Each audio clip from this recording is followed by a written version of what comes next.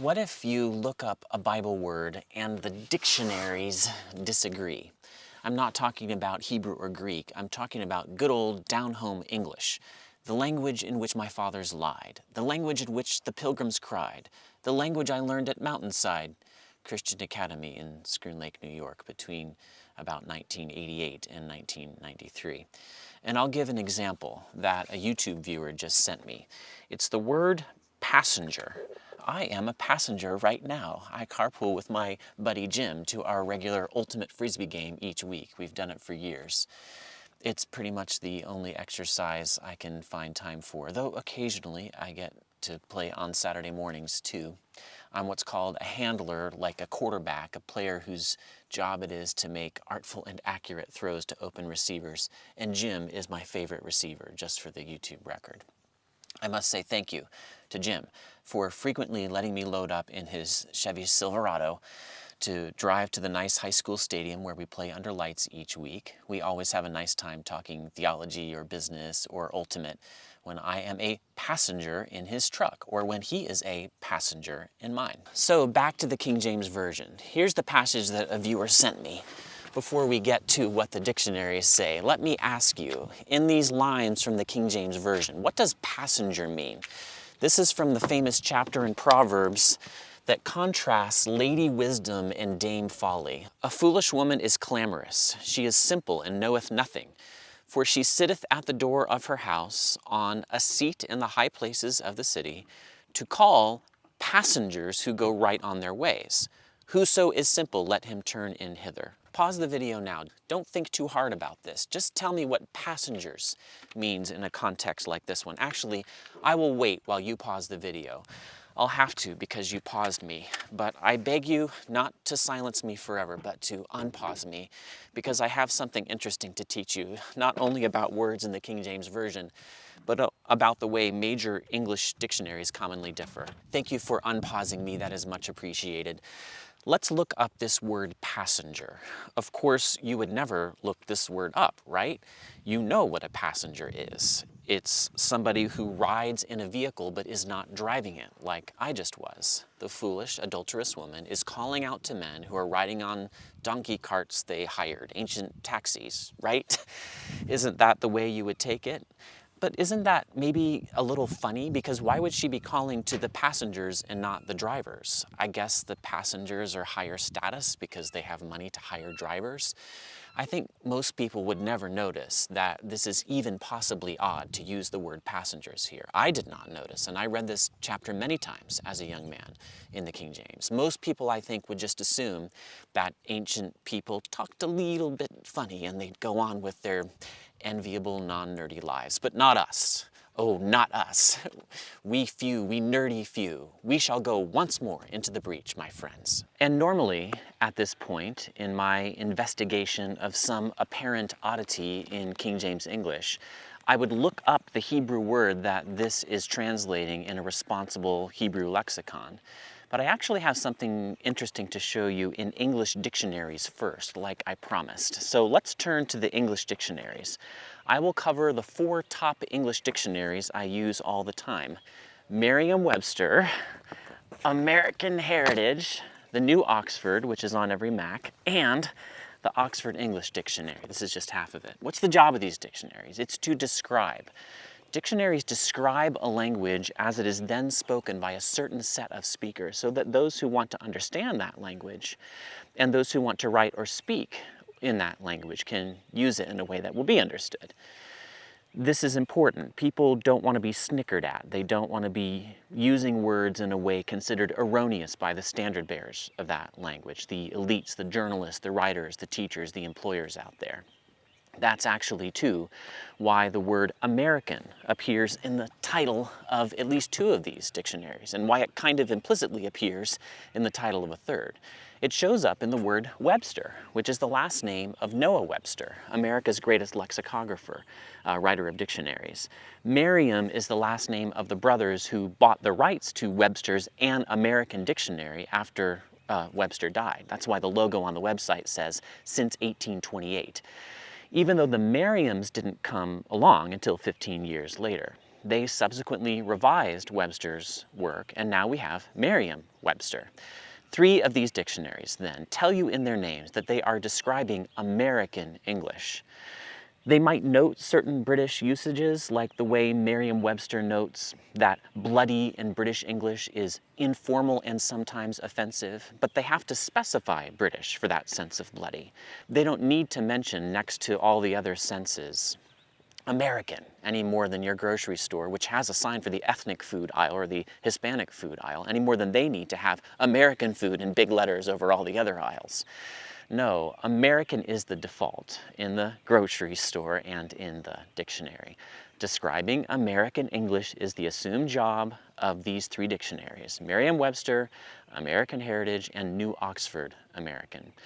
Dictionaries often describe the language of a particular place, like America, as opposed to Britain or Kenya or Australia or Singapore, all of which speak English. They also often describe the language of a particular time, usually now. And that's actually where the 4th dictionary on the list, the Oxford English Dictionary, most significantly differs from the others. It does presume British English as the standard, yes, I'd say, but its true distinguishing mark is that it describes English over all of time.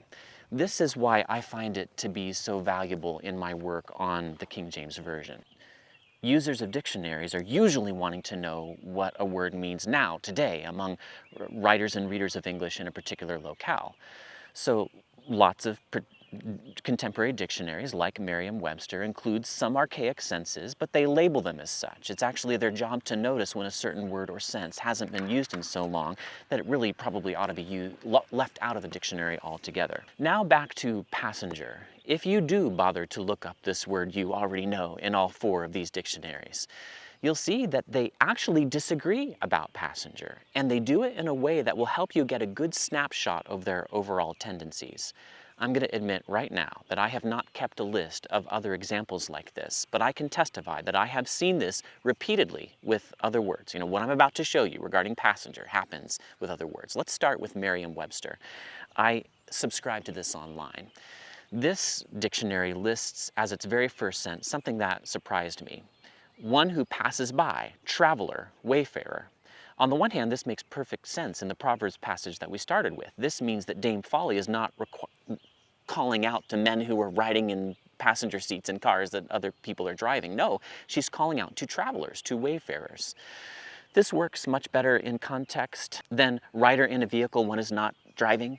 But on the other hand, I swear to you on my Mother's Day, I actually finished this script on Mother's Day, that I have never in my entire life heard anyone use the word passenger to mean traveler or wayfarer.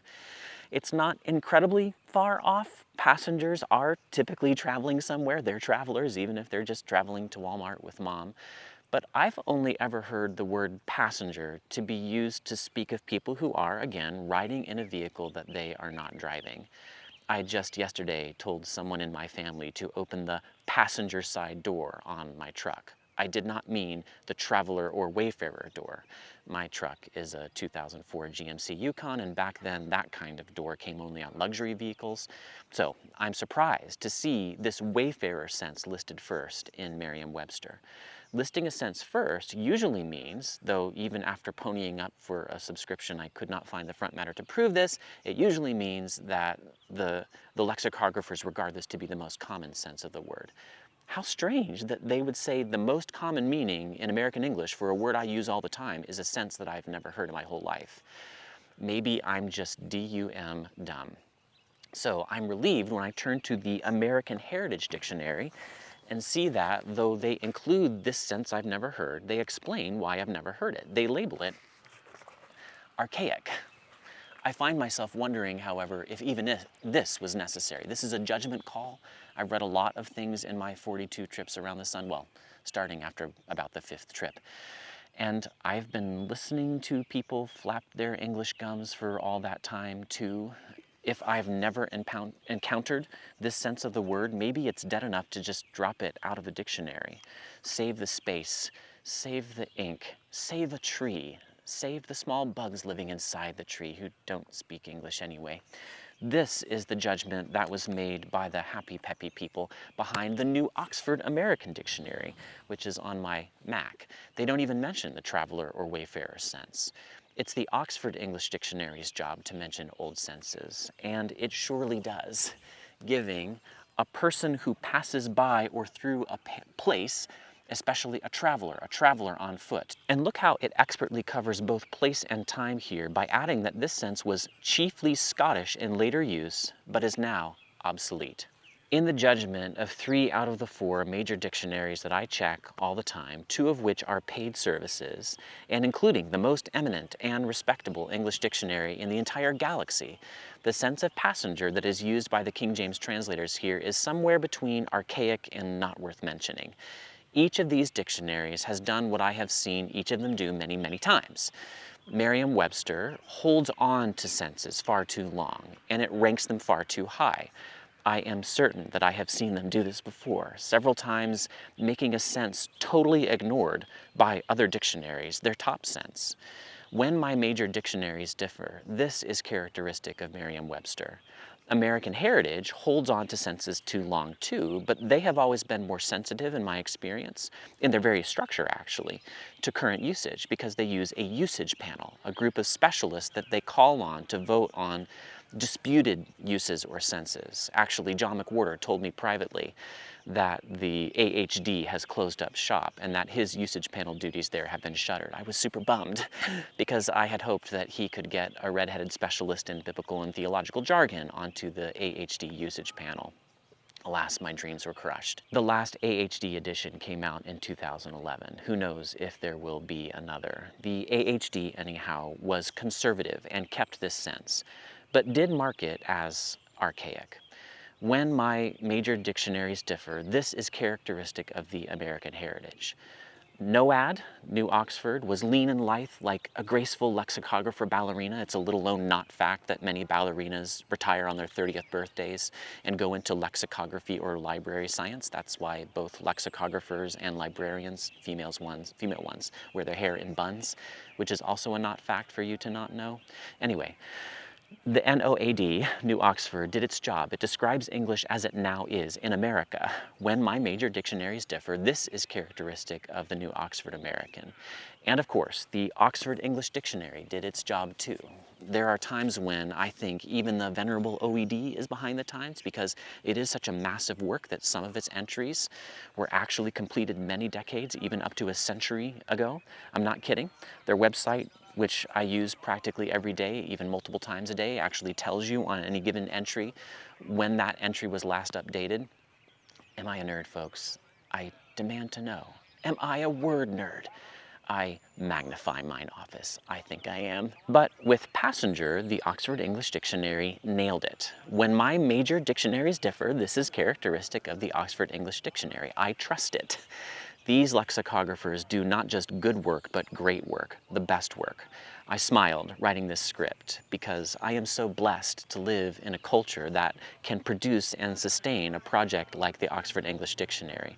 There is no OED for countless languages of the world. The cultures that speak those languages don't have the strength of institutional might or the economic base. English speakers have been given so many great gifts, so many. Of course, the King James Version is one of those gifts, and turning back to it, and back to my regular process for such words. Let's look up in a responsible original language lexicon the Hebrew word that was translated passengers in Proverbs 9. It just means pass by, and that, of course, is what practically all the major modern English evangelical translations have. That's what the Geneva Bible had before the King James, and that's what the King James translators meant when they chose the word passengers. They actually made something of a dynamic translation of a phrase that quite literally reads, calling to those passing by on the road. They could have gone literal, like the Geneva Bible did, like the ancient Greek Septuagint did, like the ancient Latin Vulgate did. But they gave an artful interpretive translation, as they are sometimes wont to do. They chose passengers, or as we would say in our English, travelers. We have a false friend. It's minor, but it's definite. Today's readers are unlikely to realize that they are misunderstanding this word passenger because of 4 centuries of language change. The choice of the King James translators was appropriate then, but doesn't work the same way today. When I point this out to people who, like me, grew up on the King James, they constantly tell me, well, you just have to learn to study to show yourself approved. You need to not be lazy. You need to use the dictionary, capital T, capital D, the dictionary. But I would never have thought to look up the word passenger. I thought I already knew it. Who doesn't know this word? The way I used the word worked well enough in context in Proverbs 9 and in the one other passage in which it occurs, in Ezekiel 39 as it happens, that I just would never have thought to look this up if a perceptive reader trained in my methods, Caleb Richardson, hadn't brought it to my attention. And if you go look up this word, you will discover that there is no the dictionary. There are multiple dictionaries, all made by humans with differing purposes and sometimes with differing ideas about how to most usefully and accurately describe this awesome gift we call English. As I said, I have not kept a list of other examples of the kinds of things that I showed you in my top 4 English dictionaries. I wish I had. YouTube is a dog-eat-watch-hours world, and to keep up the pace of weekly videos, I have to let some things slip. I apologize to you, fellow word nerds. I apparently have let you down. I have failed you. But maybe you can help me. Now that I have alerted you to this serious crisis in English, American English lexicography, maybe we together can demand a revolution, can demand change. Or maybe you can just send me other examples of this nerdy, obscure phenomenon that pretty much only we would have any reason to care about. Now, hopefully, thou understandest what thou readest in the King James Version and in the top 4 English dictionaries that I gravitate toward a little better. Someone. Up.